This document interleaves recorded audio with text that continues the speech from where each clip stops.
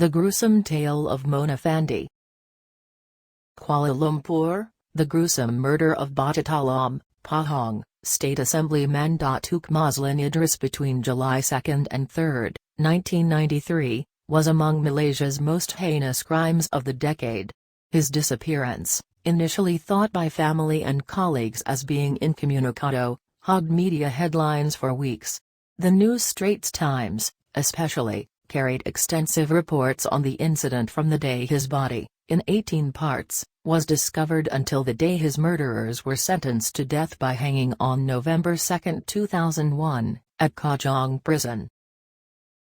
The ritual killing of Mazlan, 49, was intriguing, to say the least.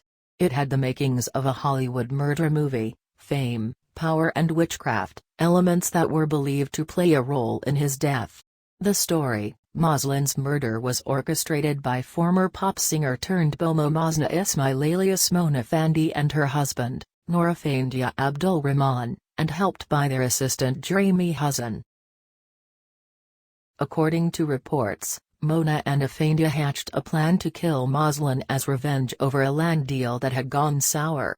They had promised Mazlan that they could make him invincible and had invited him over to their home for a cleansing ritual. Instead of the ritual, Mazlan was murdered. His body was dismembered into 18 parts and buried in an uncompleted house on a property owned by Mazlan in Kampung Lata Jaram, Hulu Dong, in Raub, Pahang. Some reports said Mazlan's body had been partially skinned. On July 22, 1993, the then Federal Criminal Investigation Department Director Datuk Zaman Khan had led a search operation, which made the gruesome discovery of Mazlan's dismembered body, buried 6 feet deep in a pit covered with cement. Police also found an altar and statues of deities, as well as knives and an axe at the scene. Furthermore, a .38 Smith & Wesson revolver, which belonged to Mazlan, was found buried in the area. Mona, Effendy, Jeremy and 2 others were subsequently detained in Bentong and Kuala Lumpur. Police investigations showed that about Rm315,000 had been withdrawn from Mazlan's account in Kuantan and Kuala Lumpur, and it was believed to have been taken by one of the suspects who had bought and paid cash for a Mercedes-Benz 280S. On August 3 the same year, Mona, Effendy, and Jeremy were charged in the Raub Magistrates Court with the murder of Mazlan. They pleaded not guilty. They were tried at the Temerloh High Court by a 7-person jury.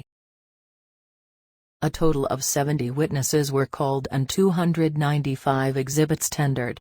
The court found them guilty and sentenced them to death by hanging. The trio filed appeals to the federal court, but in 1999, the court dismissed them and upheld the death sentence. The trial was one of the last jury trials to be conducted in Malaysia. All trials by jury were abolished on Jan 1, 1995.